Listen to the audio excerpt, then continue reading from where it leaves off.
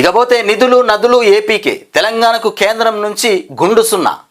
నిధులు నదులు మొత్తం ఏపీకే పోతా ఉన్నాయట కేంద్రం నుంచి, తెలంగాణకు మాత్రం గుండు సున్నా.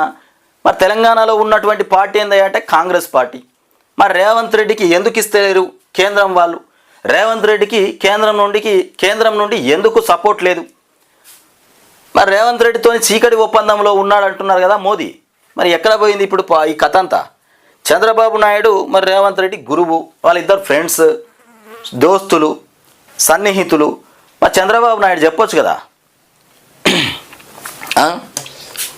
మొత్తానికి రేవంత్ మౌనం ఉత్తమాటలు. రేవంత్ది మౌనం ఉత్తమాటలు.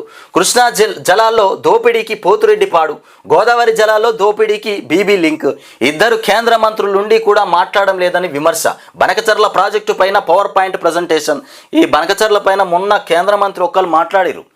ఎవరు మాట్లాడిరు? కిషన్ రెడ్డి ఏమో మాట్లాడిండు, మా నీళ్లు మాకు ఖచ్చితంగా తెలంగాణకు గోదావరి జలాల్లో అన్యాయం జరగద్దు అని కిషన్ రెడ్డి ఒక్కడు మొత్తానికైతే మాట్లాడడం జరిగింది.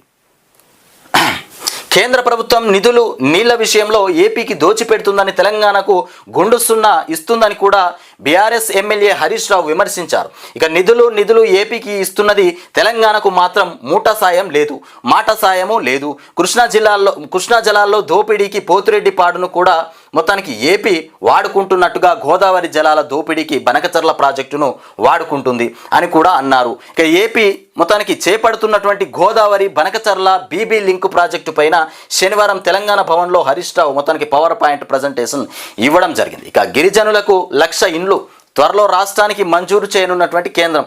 మొత్తానికి గిరిజనులకు 1,00,000 ఇండ్లు ఇస్తారట, త్వరలో రాష్ట్రానికి మంజూరు చేయనున్నటువంటి కేంద్రం అని చెప్తున్నటువంటి అంశం. ఇంకా విచ్చల